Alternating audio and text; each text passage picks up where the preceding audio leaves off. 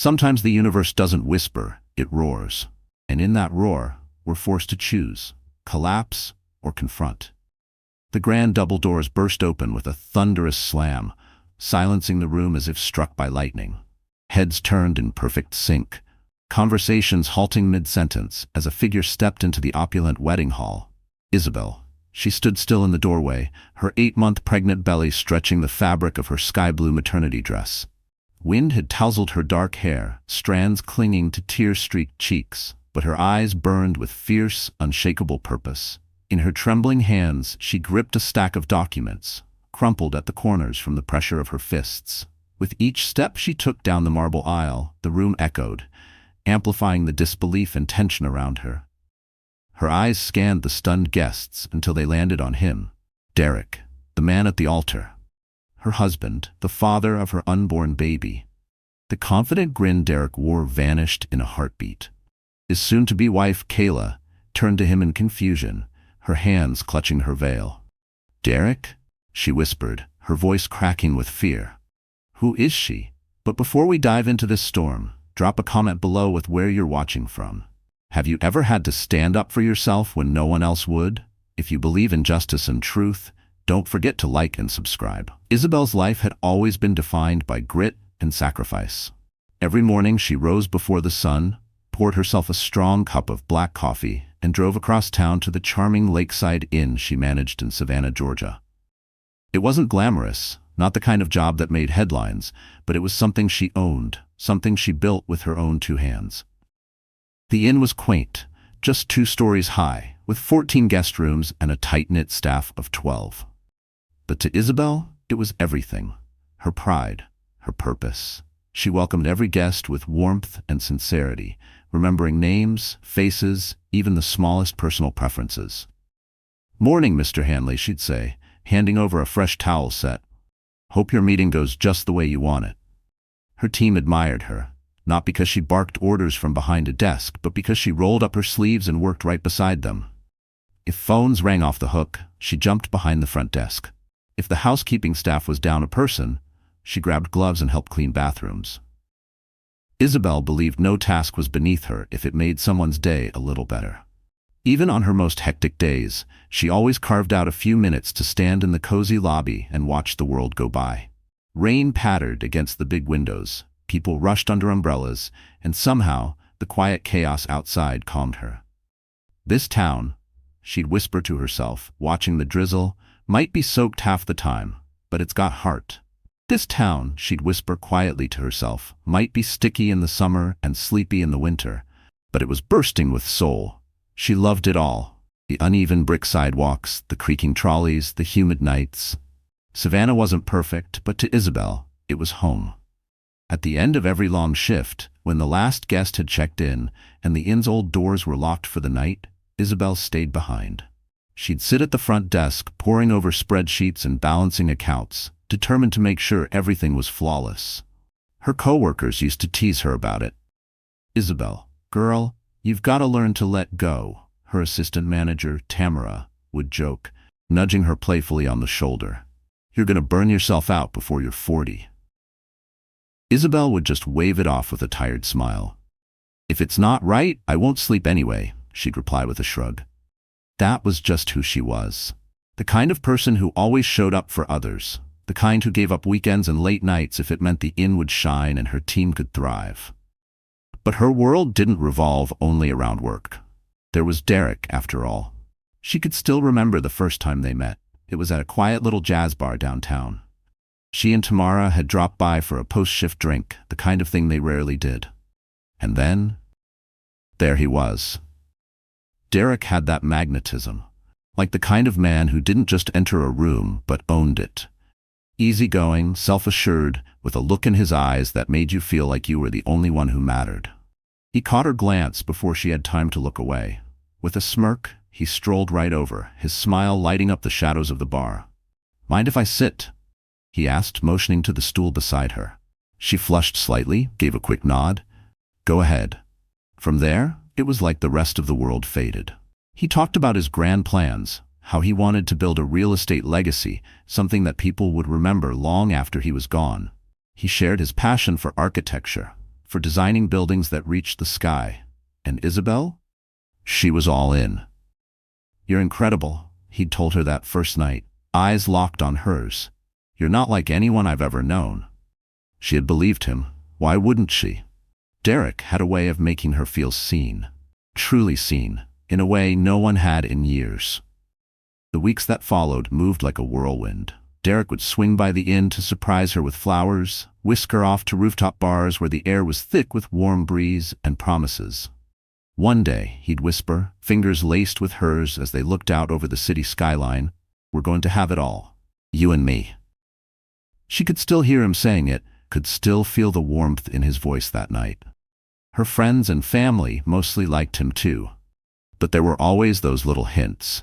"Derek's charming, sure," her mom had said once, tilting her head thoughtfully, her voice soft but cautious. "But sweetheart, charm doesn't always mean truth." Her best friend Leah didn't bother sugarcoating it. "I don't know, she'd said bluntly, arms crossed as they sat on Isabel's front porch. "He talks big, but have you actually seen him finish anything? All these projects, where are they?" But Isabel had always waved it off. "He just needs time," she'd say, defending him with that familiar conviction in her voice. "It's hard making something out of nothing. He's trying. That's what counts, right?" And she truly believed it. Derek wasn't perfect, but then again, who was? They got married less than a year after they met. The wedding was small, tucked away in a quiet lakeside cottage upstate. Nothing extravagant, simple but beautiful. Isabel paid for most of it herself, and she didn't mind. Derek had promised her that this was just the beginning, that their dreams, their real life, was still on the horizon. She held on to that. Isabel gave everything she had to make their life together work. She threw herself deeper into her job at the inn, even more committed than before. Saving money became her new mission. Date nights turned into budget reviews. Weekends disappeared into spreadsheets and staff scheduling. When her friends invited her out for dinner or movie nights, she'd politely decline. "I'm trying to save," she'd say with a smile. "Next time, for sure." Most nights, she sat at the old dining table, her laptop casting a soft white glow over her tired face. She'd track every dollar with precision: rent, utilities, groceries. If she passed on a new dress or skipped her morning latte, it meant something. It was another brick laid in the foundation of the future she and Derek were supposed to build. A home, a family, stability.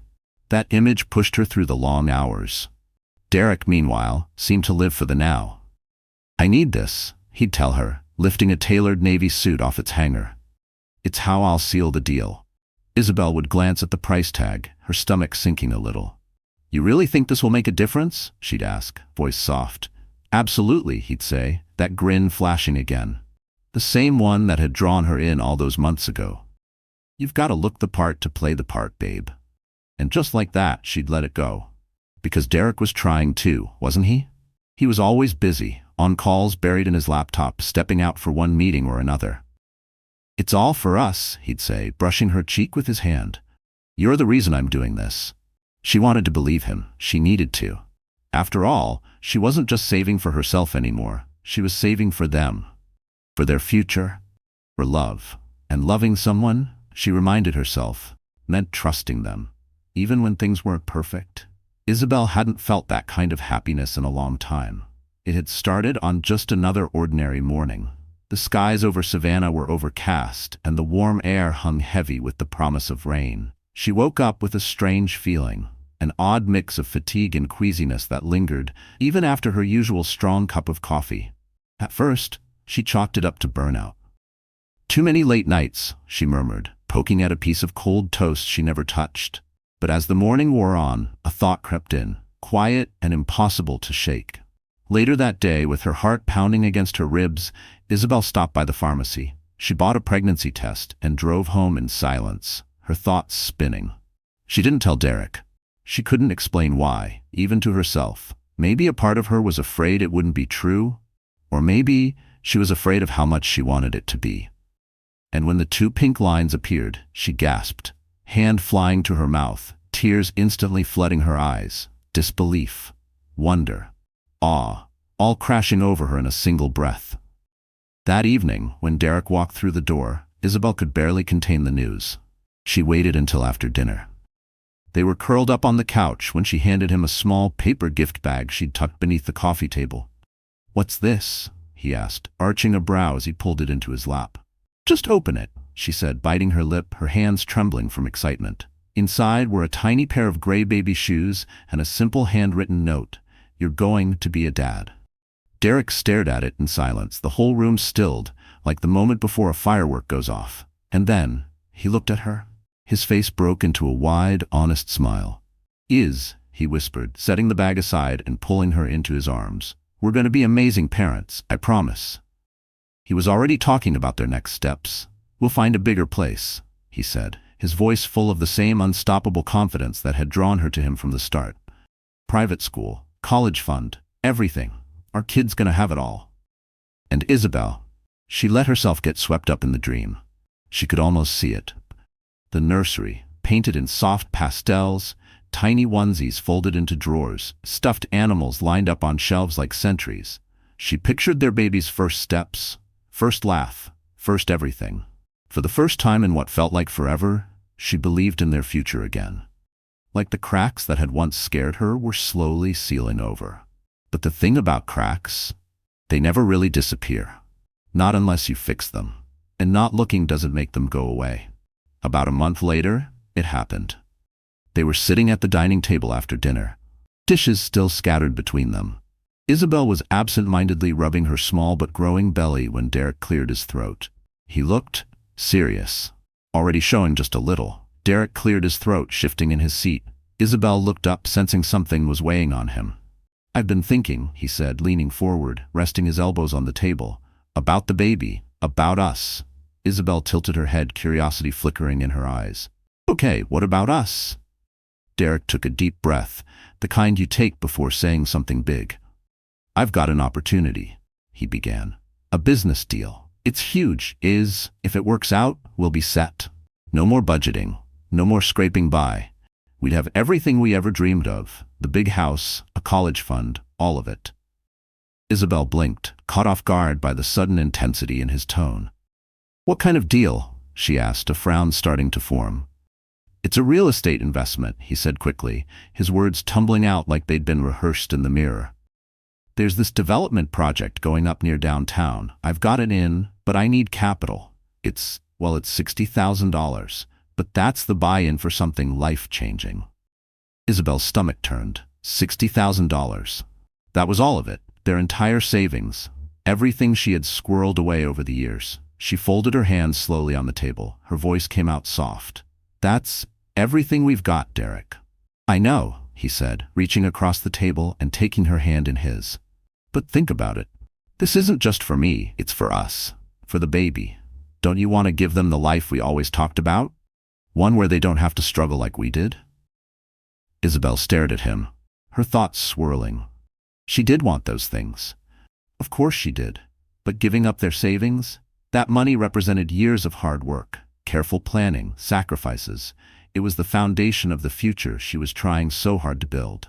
"I don't know," she said hesitantly. "That's a lot of money. What if it doesn't work out?" "It will work out," he said with a firm nod, squeezing her hand tighter. "You trust me, don't you? I've never been more sure about anything. I wouldn't be asking you if I didn't believe in this." And the way he looked at her then, like she was the only thing that mattered, she felt her doubts begin to slip. His voice was steady, his eyes full of conviction. For a moment, she felt guilty for even hesitating. This was their family, their future. Maybe he was right. Maybe this really was the shot they'd been waiting for. Isabel's hand moved over the small bump on her stomach, her fingers brushing lightly against the curve. She began, then stopped. She looked into his eyes. "Okay," she whispered. "I'll do it. But Derek, this has to work." "It will," he said with a wide smile, pulling her into a hug. "You won't regret this, I promise." That night, Isabel sat at the kitchen table, logged into her bank account, and transferred the $60,000 to Derek. As Isabel clicked send, her hands trembled slightly. But she told herself it was just nerves. Everything was going to be fine. Derek wouldn't let her down, would he? It had been a week since the transfer, and even though she repeated it to herself like a mantra, I trust him, a strange uneasiness had begun to settle into her chest. It showed up in the quiet moments. When she sat at the kitchen table, staring at a half-eaten piece of toast. When she folded soft, freshly washed baby clothes, organizing them in neat little piles on the couch. "You're just overthinking," she muttered under her breath more than once. But Derek's behavior had shifted, and it was getting harder to ignore.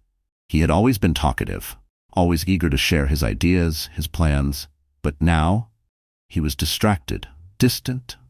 Whenever she asked how the deal was going, he'd wave her off. "It's all fine, babe," he'd say with a shrug. "Just a lot of moving parts right now." His tone was smooth, too smooth, but he never looked her in the eye when he said it, and that gnawed at her. One evening, Isabel was in the kitchen, chopping carrots for dinner. She heard the front door creak open. Derek walked in, hair messy, shirt untucked. He smiled at her, but it didn't touch his eyes. "Hey," he said, kissing her cheek quickly before heading straight to the bedroom. "Long day?" she asked, drying her hands on a dish towel as she followed him. "Yeah," he called back. "Back-to-back meetings. I'm beat." She stepped into the room just as he was pulling off his tie. That's when she noticed it, a faint scent in the air, not his usual musky cologne. This one was sweeter. Schnoi. Isabel paused in the doorway, a knot tightening in her stomach.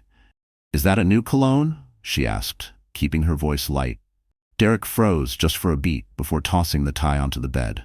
No," he said quickly. "Probably someone at the office. You know how people drown themselves in perfume these days." He let out a laugh, but it sounded hollow. Isabel nodded, though something in her chest twisted tighter. "Yeah, I guess so," she murmured, turning back toward the kitchen. That night, as they ate dinner, Derek's phone buzzed several times where it sat on the table. Each time, he glanced at the screen, then flipped it face down again. Isabel watched, her fork paused over her plate. "Aren't you going to check that?" she asked, trying to sound casual. "Nah," he said quickly, "it's just work stuff." "Work stuff? At 8 at night?" Derek looked up sharply. The tension in the room thickened. For a moment, Isabel regretted saying anything. "Work doesn't run on a 9-to-5 clock, he said, his tone clipped. "You'd know that if you worked in my world." The words stung. Isabel lowered her gaze to her plate. "Right," she whispered. "Sorry." She didn't even have to ask. The days that followed only deepened Isabel's growing suspicion. Derek was coming home later and later, always with vague excuses, last-minute calls, running over on meetings. His tone grew sharper whenever she asked about his schedule, so she started to tread lightly, careful not to press too hard, careful not to spark another argument. But the little things, they started stacking up. One afternoon, Isabel was folding laundry in the living room. She reached into the pocket of Derek's jacket and found a crumpled receipt. Curious, she smoothed it out. Her brow furrowed. It was from a high-end restaurant downtown, one she had never been to. The date? 2 nights ago. The same night he'd told her he was working late. Her heart sank. 2 entrees. 2 glasses of wine. She tried to talk herself down. Maybe it was business. Maybe it wasn't what it looked like. She wanted to believe there was some logical explanation. But deep down, she already knew better. That evening, she couldn't bring herself to confront him. Instead, she watched him closely as they sat on the couch. Derek was glued to his phone, scrolling through messages, his face unreadable. The screen lit up again, this time with a message from an unknown number. Isabel leaned slightly, instinctively trying to get a better look. Derek tilted the screen away and quickly silenced it. "Who was that?" she asked softly, her voice laced with quiet tension. "No one important," he said, not even glancing up. She bit her lip, her fingers digging into the edge of the couch. "Derek? Is there something you're not telling me?" He finally looked at her. His expression shifted, hardening, defensive. "What's that supposed to mean?" Isabel hesitated, feeling the weight of her own words before they even left her mouth. "It's just, you've been so distant lately. The late nights, the messages, it doesn't feel like work anymore." Derek's jaw clenched. He stood suddenly, running a hand through his hair. "I can't believe this," he muttered, pacing the room. "I'm out there killing myself for us, and now you're accusing me?" "That's not what I—" "Save it, Isabel," he snapped, cutting her off. "I don't need this. Not now." He grabbed his jacket off the back of the chair and walked out the door without another word, leaving Isabel alone in the silence, her heart pounding, her vision blurring with tears. And as the days passed, the space between them only grew wider. tighter, heavier. She couldn't shake the feeling that something was slipping away. Bed, Isabel couldn't ignore it any longer. The rain had been falling for hours, steady and soft, tapping gently against the windows in a rhythm that made the silence inside the house feel even heavier. The entire space was still, too still. She sat curled on the couch, a throw blanket wrapped around her shoulders, an unopened book resting on her lap. But her eyes weren't on the pages. They were far away. Her mind kept circling the same uneasy thoughts. Derek, his strange behavior, the rushed phone calls, the weak excuses that never quite made sense. She'd told herself again and again that she was overthinking, that it was just hormones playing tricks on her mind. That pregnancy made everything feel more intense. But no matter how many times she tried to rationalize it, that gnawing feeling in her chest wouldn't let go. Then the baby kicked, just lightly, snapping her out of her spiral. She placed a gentle hand on her belly and drew in a shaky breath. "It's okay," she whispered. "Everything's fine." But the words felt hollow. Her eyes drifted to the corner of the room, where Derek's desk sat buried under piles of paper. Disorganized, cluttered, a chaotic mess he hadn't bothered to touch in weeks. Isabel's gaze lingered there. She bit her lip. Derek had always been guarded about his work. Anytime she asked too many questions, he dodged them with smooth deflections. But tonight, the weight of not knowing felt unbearable. She rose slowly, the hardwood floor cool beneath her bare feet as she walked toward the desk. "Just the bills," she told herself. "I'm just straightening the bills." Her fingers trembled slightly as she opened the first drawer. Receipts, sticky notes, random bits of paperwork. Nothing unusual. She moved to the next one, her heart beat faster with every passing second. And then, there it was. At first it was subtle, a high-end floral invoice. In neat, stylized script, the names Derek Whitmore and Kayla Bennett. She froze. The paper crinkled slightly in her hand. Kayla? Who was Kayla? Maybe it was business, a corporate event, something work-related. She tried to reason with herself, but then her eyes landed on another paper. A catering contract. Same names, printed clearly at the top. Derek Whitmore and Kayla Bennett. Isabel's breath caught. Her hands shook now as she frantically rifled through the drawer, scattering papers across the desk. In the very back, tucked beneath a stack of loose forms, she found it. A wedding invitation. She stared at it, stunned. The ornate gold foil shimmered faintly under the dim light. The elegant lettering felt like a punch to the chest, shimmering faintly under the soft glow of the desk lamp. The edges of the invitation were delicate. The gold lettering, elegant, sharp, and devastating. Isabel's eyes moved across the words, each one hitting like a stone dropped in still water. "Join us to celebrate the union of Derek Whitmore and Kayla Bennett." Her knees gave out. She dropped into the chair beside the desk, the invitation still clutched in her trembling hands. 2 weeks. The wedding was in 2 weeks. The date stared back at her, mocking her. As if the universe had orchestrated this perfectly cruel moment, just to twist the knife deeper. Outside, the rain intensified, the wind howling softly against the windows. It was as if the storm inside her had summoned the one outside. Tears streamed down Isabel's cheeks as she stared at the invitation. Her mind was a whirlwind. Derek's late nights, the unfamiliar perfume, the vague answers, the calls he always took out of the room. "How could you do this?" she whispered into the empty room, her voice cracking under the weight of betrayal. "How could you lie to me? To us?" She thought of the money, $60,000 she'd handed over to him, her trust, her sacrifice, wrapped in the lie of a business deal. She thought of the baby, growing inside her, of the quiet moments she'd imagined their future. A nursery filled with soft colors, tiny feet on hardwood floors, giggles echoing through a home built on dreams. It had all been a lie. Isabel wiped her face with the back of her hand, the invitation still trembling in the other. The betrayal pressed against her chest, heavy and suffocating. Her eyes drifted to her phone, lying face up on the nightstand. The glow of the screen illuminated the edge of the invitation, the gold foil script dancing mockingly in the light. Her hands shook as she picked it up. She didn't want to do it. She didn't want confirmation of what her gut already screamed, but she couldn't pretend anymore. Not after this. Taking a shaky breath, she pulled up the number printed on the back of the invitation. Her thumb hovered over the green call button, frozen. "Please let this be a mistake," she whispered to herself. "Please." She pressed it. The phone rang. Each tone pulled her closer to the truth, closer to something she couldn't take back. Finally, a voice answered, bright, polished, and professional. Good evening. Thank you for calling Magnolia Grove Estate. How can I help you today? Isabel froze, her mind racing. She swallowed hard, willing her voice to stay steady. My name's Julia. I'm calling on behalf of Kayla Bennett. I'm her assistant, and just needed to confirm a few last-minute details for her upcoming wedding. There was a short pause on the other end. The reception? The woman sounded slightly uncertain. Oh, sure, but could you verify your role again? We've mostly been working directly with Mr. Whitmore for the planning. Isabel's breath caught. Her chest tightened. Yes, of course, Isabel said quickly, forcing her tone to stay even. I'm just helping Kayla with a few last-minute things. She glanced at the invitation still in her lap, her fingers brushing over the gold lettering as she rattled off the details printed on the card. It's on the 15th, right? At Magnolia Grove Estate? The receptionist seemed to ease, the slight tension leaving her voice. Yes, that's correct. Everything is all set for the 15th. It's going to be a beautiful day. We've got all the arrangements confirmed. Isabel's grip around the phone tightened, her knuckles turning white.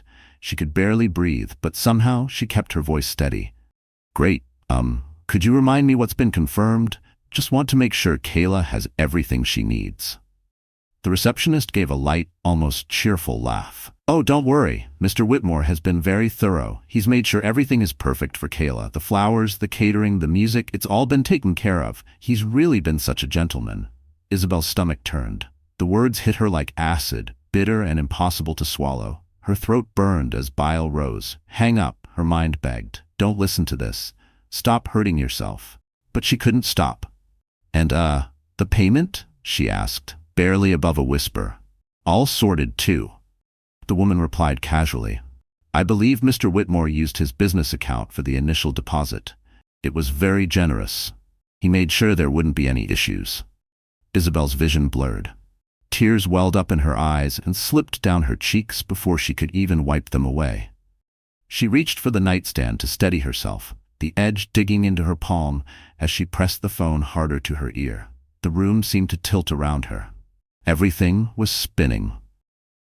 The receptionist's words swirled in her mind. Generous, perfect for Kayla, very thorough. Right, Isabel said weakly, her voice cracking. Of course. Thank you so much for your help. Oh, no problem at all, the receptionist chirped. And please tell Kayla we're looking forward to hosting her big day. Isabel didn't respond. She just ended the call, letting the phone slip from her fingers. It landed with a soft thud on the bed beside her. She sat frozen on the edge of the mattress, her arms wrapped around her stomach as her chest rose and fell in uneven gasps. Her thoughts scattered, eyes unfocused, as the weight of what she had just heard anchored itself inside her. Derek had used her money. Their money. He had lied to her. Taken everything she had worked for, and spent it on a wedding.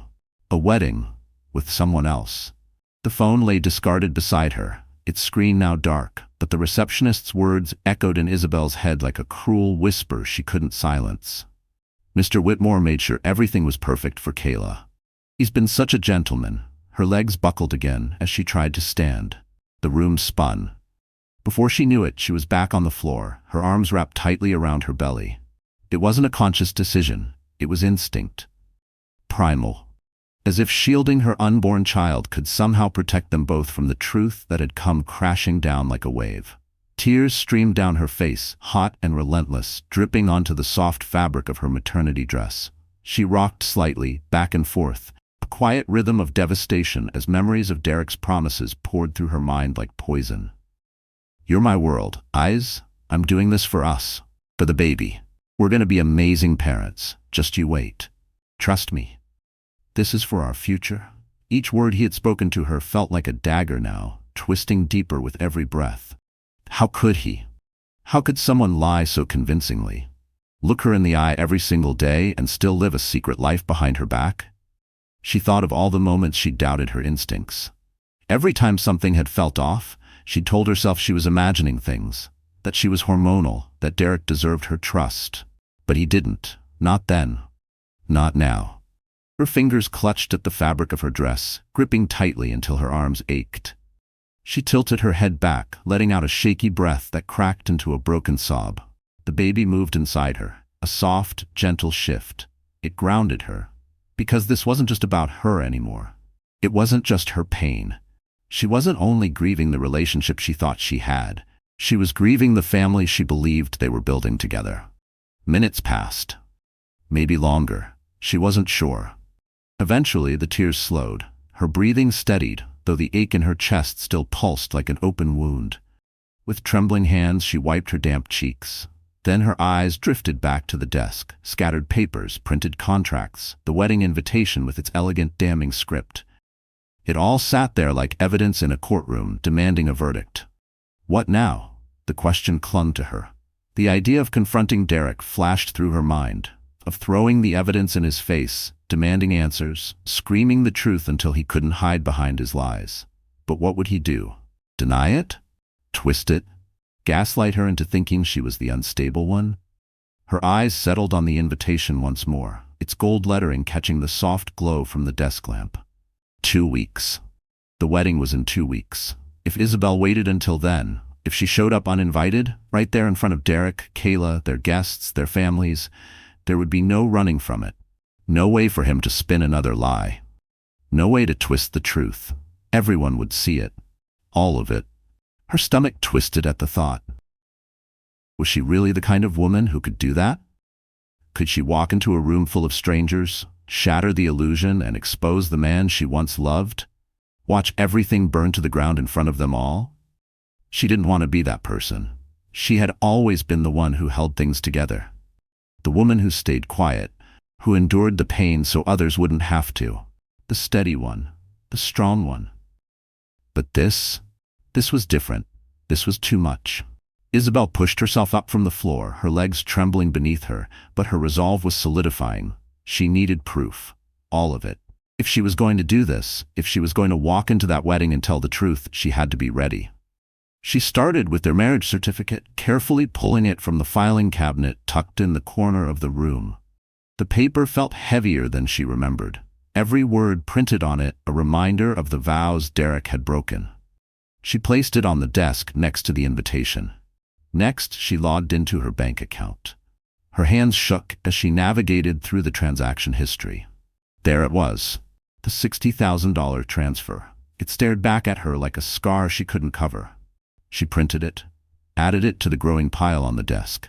Then she hesitated. Her hand hovered over the drawer where she kept her personal keepsakes. Slowly, she pulled it open. Inside, a small stack of ultrasound photos sat on top, neat and untouched. She picked them up gently, staring down at the blurry images of the life growing inside her. A quiet ache tugged at her chest. Then, just beneath the photos, she saw it, a folded piece of paper, yellowed at the edges. She unfolded it slowly. It was a letter. One Derek had written to her years ago when they were still in the early days. When it all felt real, when she believed every word. Her grip tightened around the page as fresh tears welled up again. She let out a bitter laugh, a sound sharp and hollow in the quiet room. How could someone write words like these, and still turn around and destroy everything they claimed to love? Isabel laid the letter on the desk, next to the marriage certificate, the bank statement, the invitation, the receipts. Evidence. Each piece a testament to Derek's betrayal, a trail of paper that told the truth better than he ever had. By the time she was done, the desk was no longer just a surface, it was an exhibit, a case, a reckoning waiting to happen. She folded the papers carefully into a plain manila folder, her hands steady despite the emotional storm churning inside her. Whatever happened next, Isabel would be ready. She owed that much to herself, and to the child growing inside her. The day finally arrived.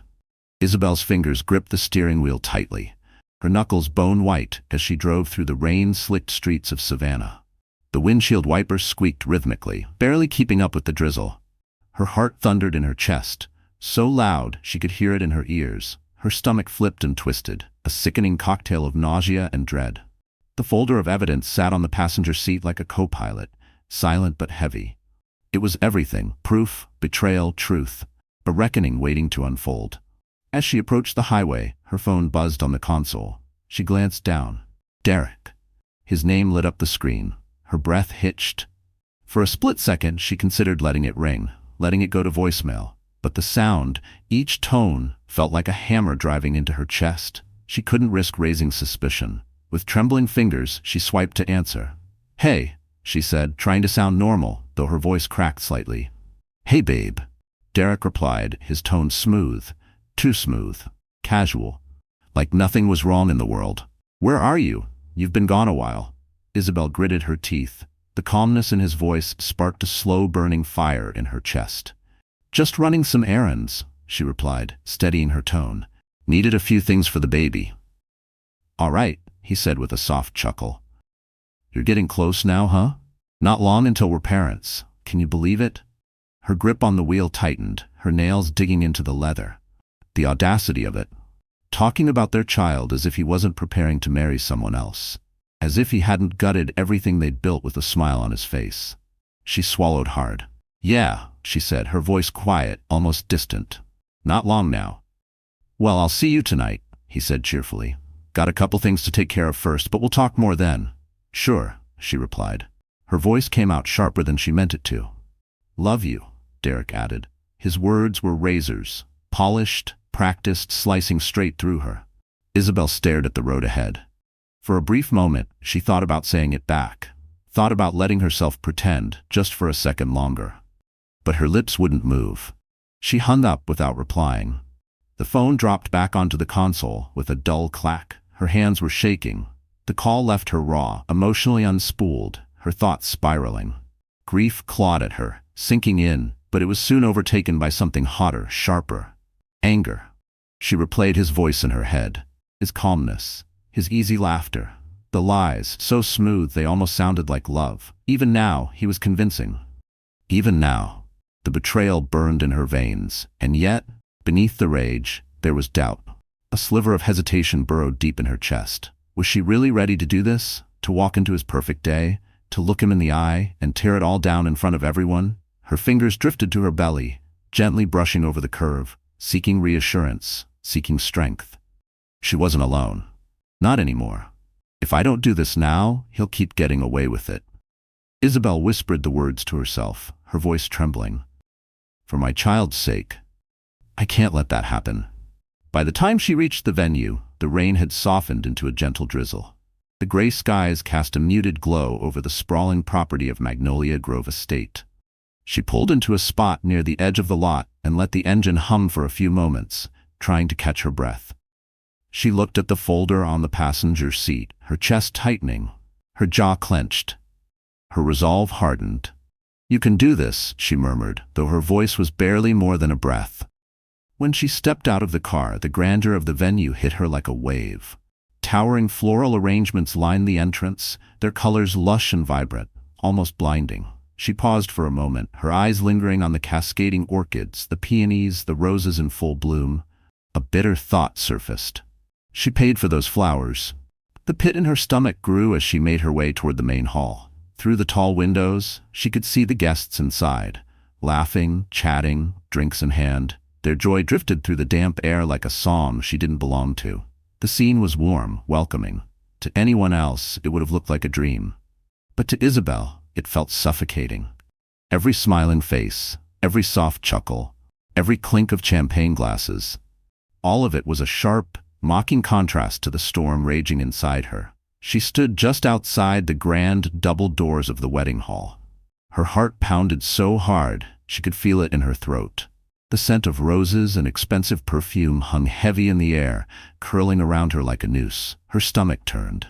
Inside, the decor was breathtaking. Opulent chandeliers, rows of flawless table settings, and an elaborate white and gold cake standing tall at the center of the room. It hit her like a slap. All those nights she skipped dinners with friends. All those moments she chose secondhand over new. Every single sacrifice she made to save. And this is where it had gone. Inside, the music shifted to something soft, ceremonial. She heard the officiant begin to speak. It was starting. Her pulse quickened as she pressed herself against the wall, peering through the narrow crack between the doors. The guests were seated, smiling, beaming. Their attention focused on the altar, and there he was, Derek, standing hand in hand with Kayla. He looked perfect, sharp in a tailored suit, calm, composed, confident. He had no idea.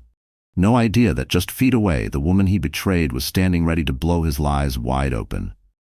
Isabel's hands trembled as she adjusted her grip on the folder. Not yet, she whispered to herself. Wait. It had to be the right moment, not too early, not too late. Then the officiant's voice echoed through the hall. Do you, Derek Whitmore, take Kayla Bennett to be your lawfully wedded wife, to love and to cherish, in sickness and in health, for as long as you both shall live? Isabel's chest clenched. Her breath caught in her throat. Her feet moved before her mind caught up, propelling her forward. The grand doors burst open with a sharp thud, echoing through the hall like a gunshot. Stop this wedding, she shouted, her voice slicing through the air like a blade. The music screeched to a halt. Every head turned. Gasps rippled through the crowd like shock waves. Whispers erupted. Eyes darted. Confusion. Panic. And at the altar, Derek's smile vanished. His confident, practiced composure cracked as his gaze locked on her. He took a shaky step back, his hand slipping from Kayla's. Isabel? He choked out, his voice barely cutting through the rising murmurs. Kayla stood frozen beside him, her face drained of color, her eyes wild, bouncing between Derek and the furious woman storming down the aisle. Isabel didn't slow. She kept walking, determined, steady. Her eyes never left Derek's. She stopped just feet from them, the room holding its breath. Her shoulders squared, her jaw set, her voice like steel wrapped in grief. You forgot to invite your wife, she said coldly. A stunned silence followed. Then, a collective gasp. Isabel reached into the folder and pulled out the marriage certificate, holding it high for everyone to see. The paper trembled slightly in her hand, but her voice was unwavering now. That's right, she said louder. We're still married. She turned toward the guests, letting the truth soak in. So, Derek, care to explain how you're standing here, about to marry someone else? Derek's mouth opened, then shut. Opened again. Like a man drowning, grasping for breath. He took a step forward, reaching toward her. Let's just talk about this, he stammered. Talk about what? She snapped, her voice cracking but growing stronger with every word. This wedding? This celebration? She turned, gesturing toward the room, toward the chandeliers, the massive floral arrangements, the towering cake, the 100 curated details that had once existed only in her dreams. This, all of this, was paid for with my money. The guests gasped again. Kayla's hand went to her mouth. $60,000, Isabel continued. That's what I gave him for our family, for our future. Her voice shook now, but not from fear, from fury. I skipped dinners, I skipped everything. I worked overtime, sacrificed weekends, lived frugally, for this. Her hand swept over the luxury surrounding them. The flowers? Mine. The cake? Mine. The band, the food, the rented fairy tale? Mine. Derek's jaw clenched, a bead of sweat rolled down his temple. That's not true, he said, his voice rising. She's exaggerating. I'm exaggerating, Isabel barked. You lied to me. You used me. You built this wedding on my back, on our baby's back. Gasps turned to murmurs. Whispers became outrage. Stop, Isabel, please. Derek began again, his voice cracking now. But she wasn't done. Tears slipped down her cheeks as she reached into the folder again, her hands trembling but not weak. She pulled out the ultrasound photo. Isabel held up the ultrasound photo, her hands trembling as she stepped closer to Derek and Kayla. Her gaze shifted to Kayla, steady, heavy, full of pain. Did he tell you about this? She asked, her voice soft but sharpened with grief. Did he tell you that while he was planning this wedding with you, I was at home, carrying his child? Her voice cracked, but she didn't falter. Did he tell you about the nights I sat alone, dreaming about the family we were supposed to have? Did he tell you any of that? Kayla's eyes widened as they locked onto the ultrasound. Her hand flew to her mouth. No, she whispered, shaking her head in disbelief. He didn't tell me anything about that. Isabel turned back to Derek. Her voice rose now, trembling with righteous fury. You promised me, Derek, a future, a family, a life. And this? She gestured around the room. This is what you've been doing? Lying to me, to her, to everyone? Derek's composure collapsed. Gone was the smooth, charming mask. He looked around the room in panic, sweat beading along his hairline. His eyes darted from Kayla to Isabel to the stunned crowd witnessing the wreckage of his lies. I can explain, he stammered. This isn't what it looks like. She's just trying to ruin everything.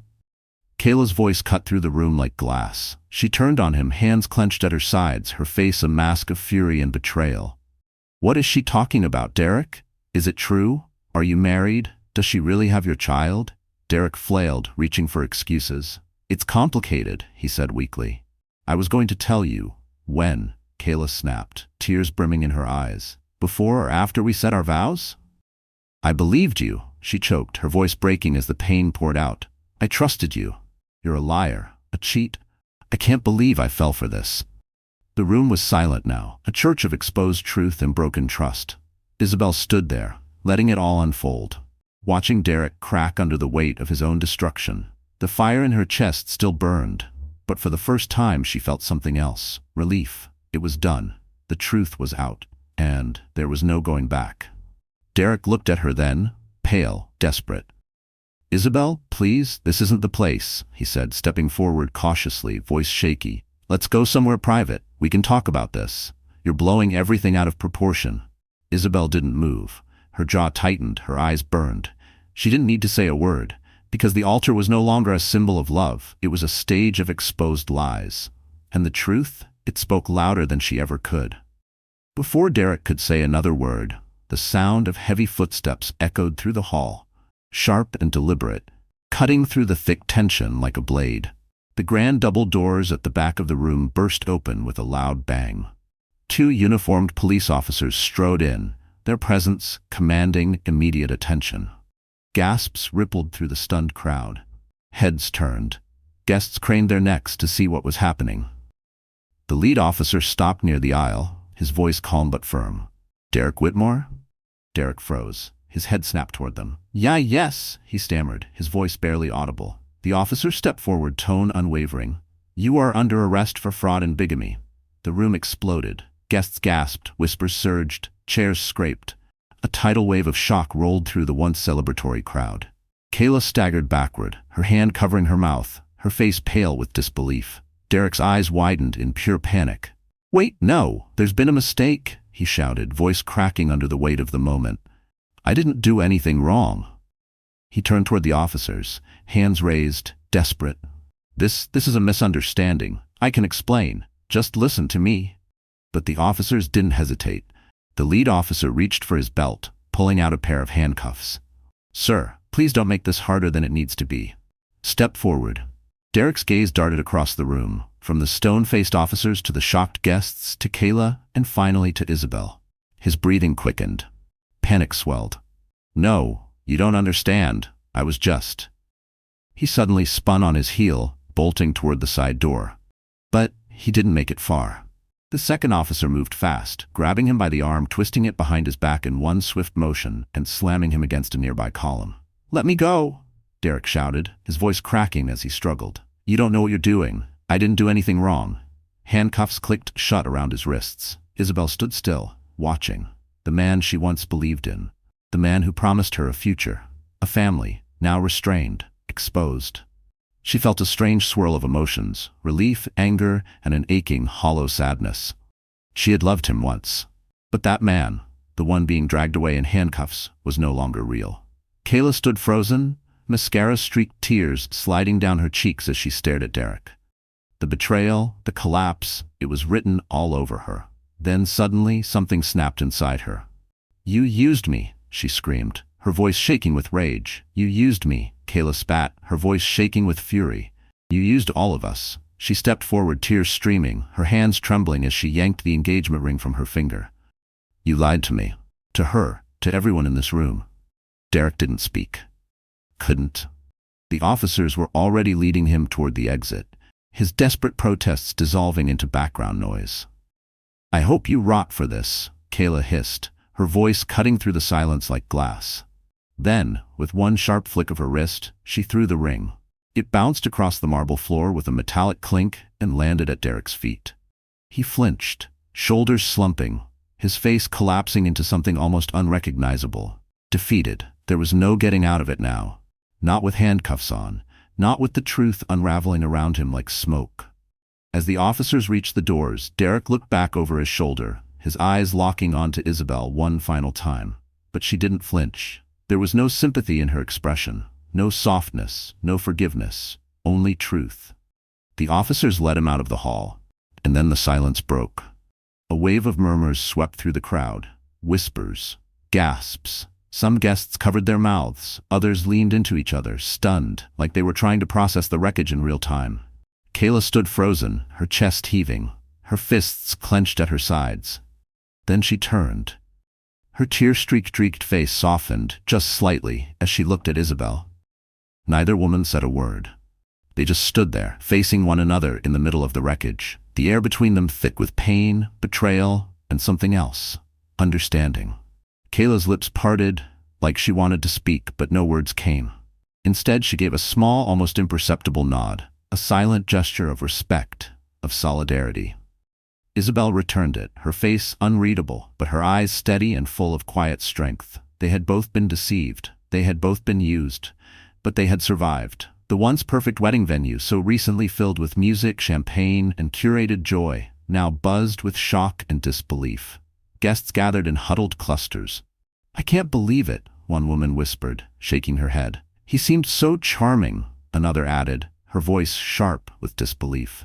"Charming? Please," a man muttered darkly. "More like a con artist." "Did you hear what she said?" A younger guest leaned in, voice low and incredulous. "He stole 60 grand from her and used it to pay for all this." He gestured around the room. The chandeliers, the flowers, the towering cake that now seemed obscene.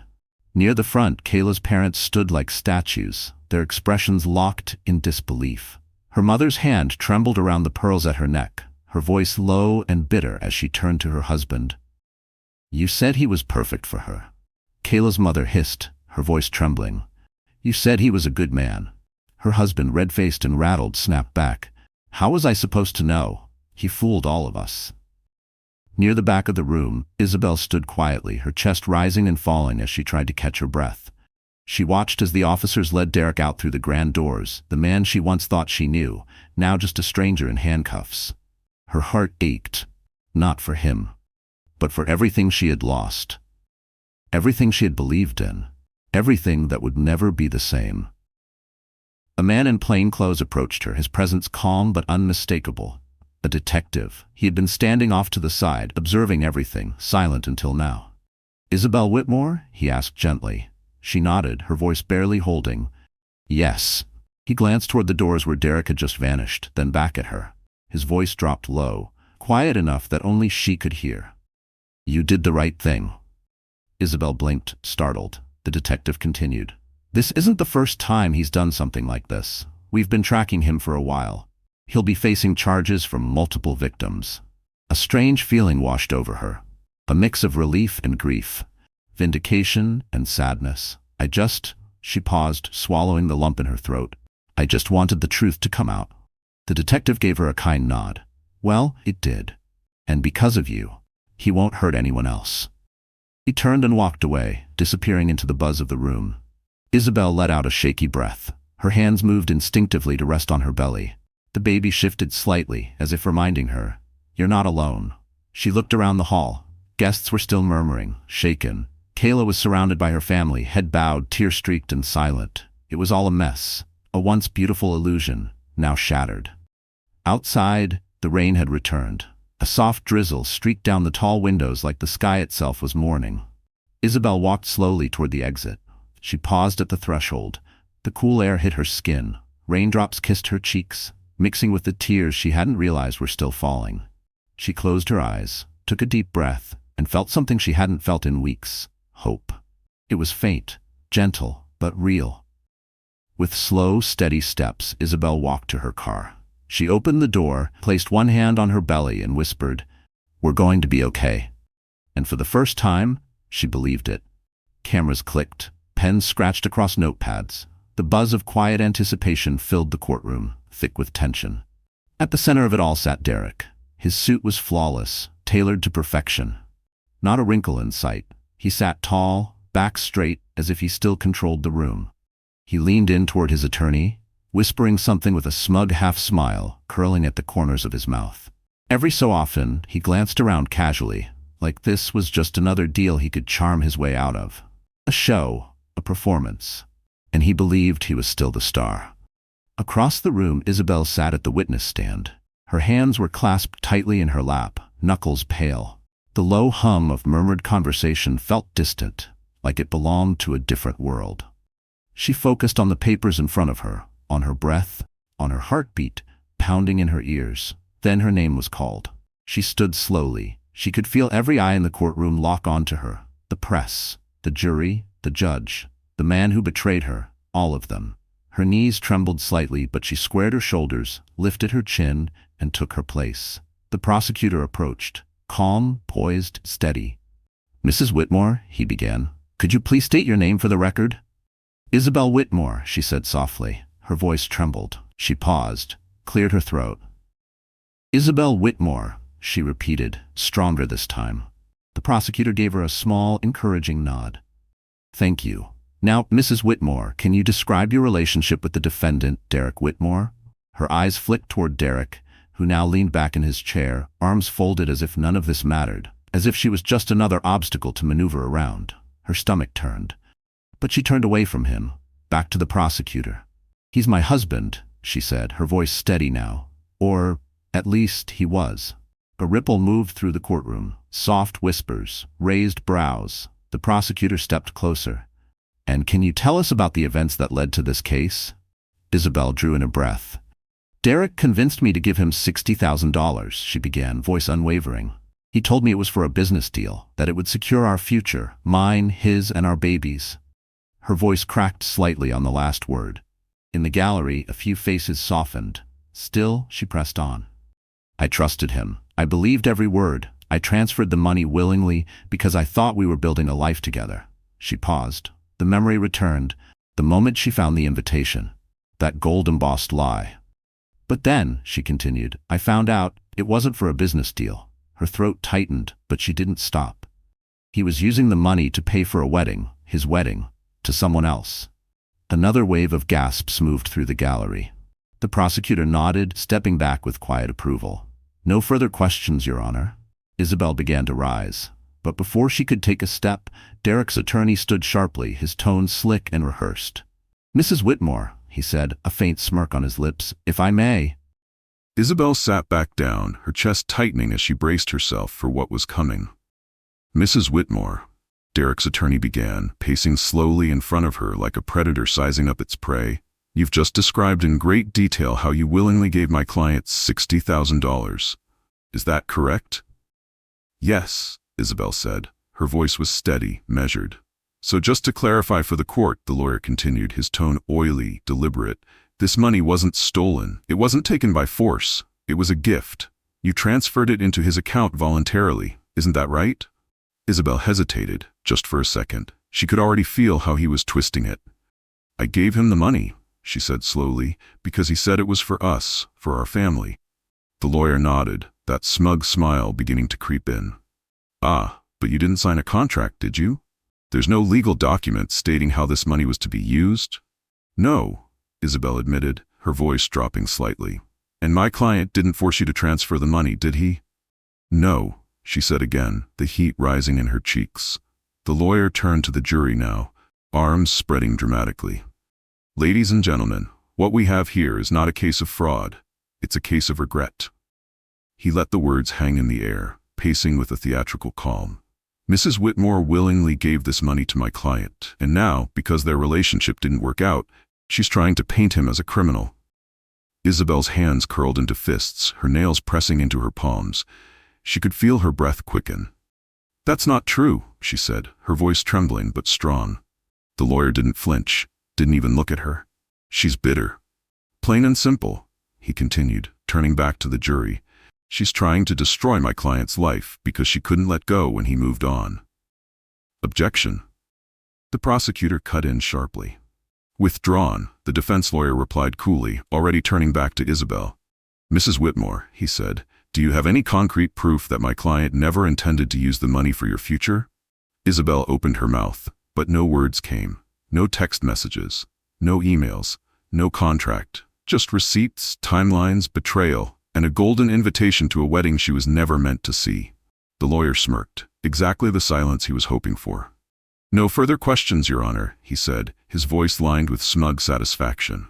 Isabel sat there, her heart racing, her face flushed with a mix of shame and fury. She looked down, hands trembling in her lap. Then she glanced toward the prosecutor. He gave her a quiet nod. Reassuring, steady. She had told the truth, and that was all she could do. As Isabel stepped down from the stand, she caught Derek's eye. He didn't look smug anymore, or confident.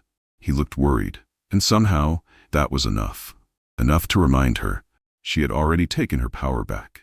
She wasn't done fighting, not yet. The courtroom buzzed with quiet anticipation as the next witness was called. The prosecutor approached the stand, voice firm but even. "Please state your name for the court." The man cleared his throat, shifting slightly in the seat. "James Hart." "And how do you know the defendant, Mr. Hart?" James let out a bitter chuckle. His eyes flicked over to Derek, who now sat stiff and tense, his jaw clenched tight. "We used to be friends," James said, his voice rough with resentment. "Business partners, too, or so I thought." The courtroom hushed.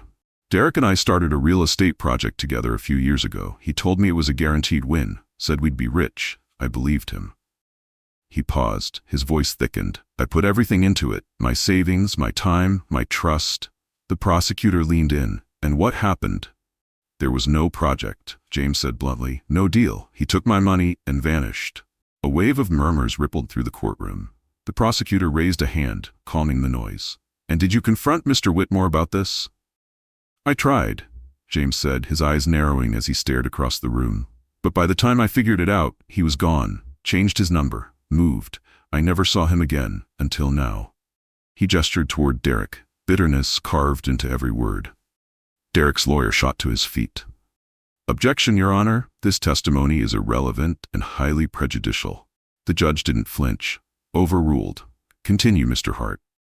James nodded, his hands gripping the sides of the witness stand. "I just want to say, this isn't the first time he's done this. He's been running this same scam for years." A beat passed. His voice dropped to a raw final note. "Trust me, I learned the hard way." As he stepped down, he locked eyes with Derek, just once before returning to his seat. Derek's face had gone red. His composure cracked further with every second. He wasn't in control anymore.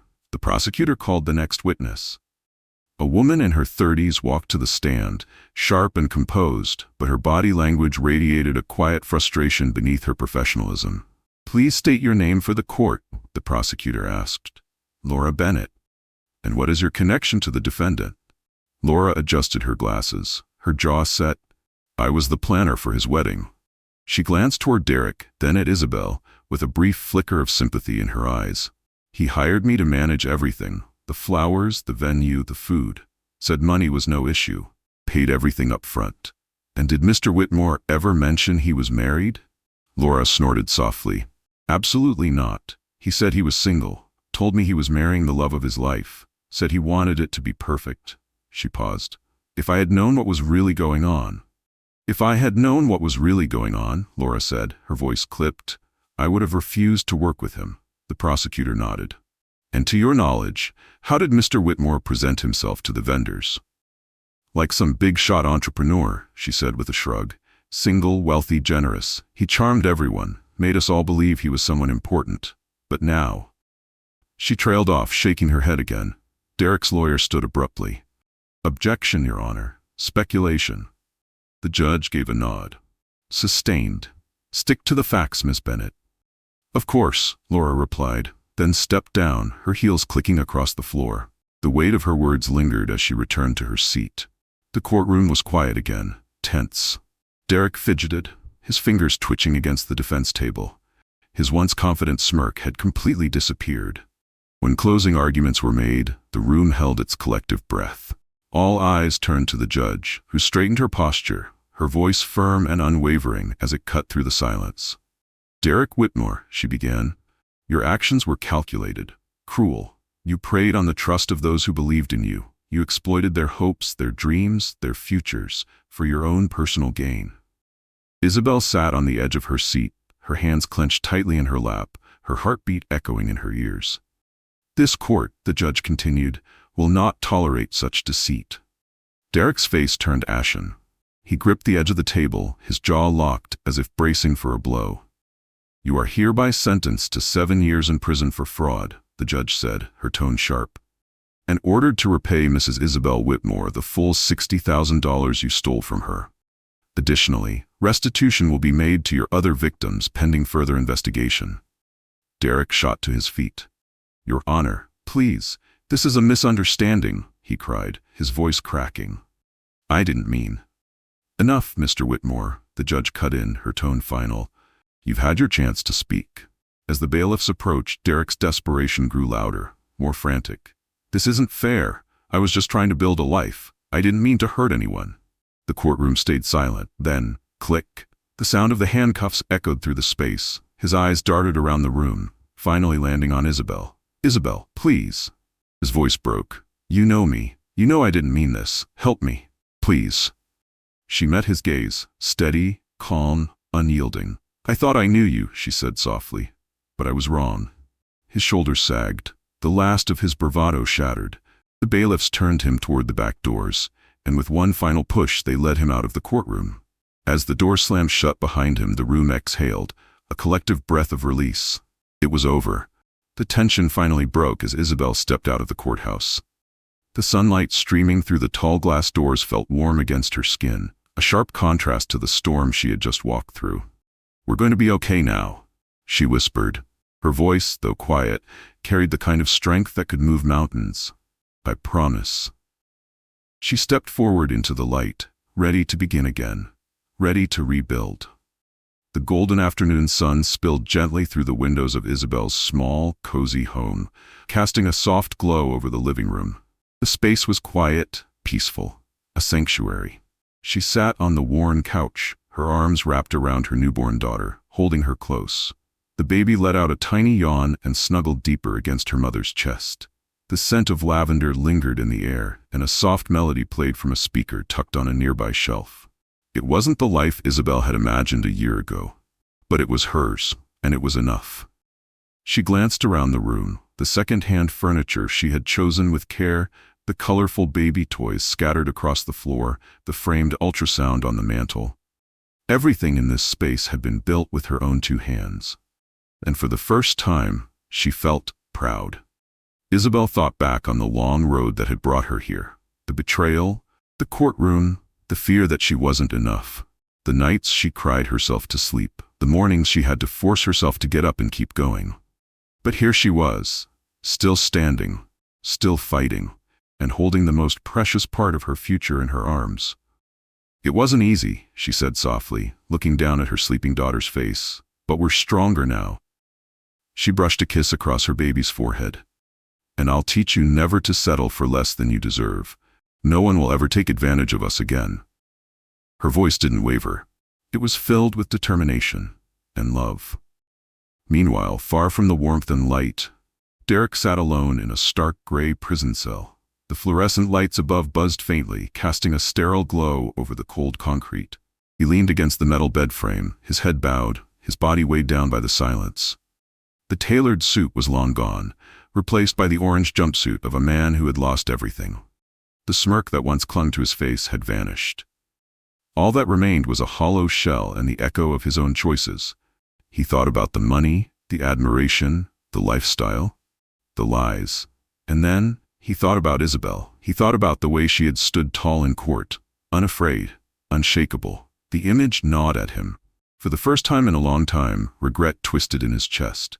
Not anger, not pride, but something colder, emptier. How had it come to this? He buried his face in his hands. The walls around him didn't move, but they felt like they were closing in just the same.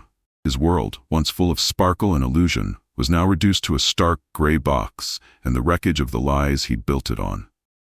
And in a quiet house filled with love and lavender, Isabel whispered to her daughter once more, "We're going to be just fine." And this time, she didn't just believe it. She knew it.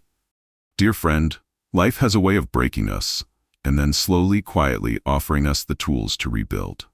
Like Isabel, we all face moments where everything we believed in collapses, where betrayal darkens the light we once trusted. But as the Stoics remind us, the obstacle is the way.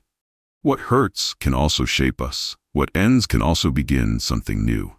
Isabel didn't wait for life to get easier. She chose to grow stronger.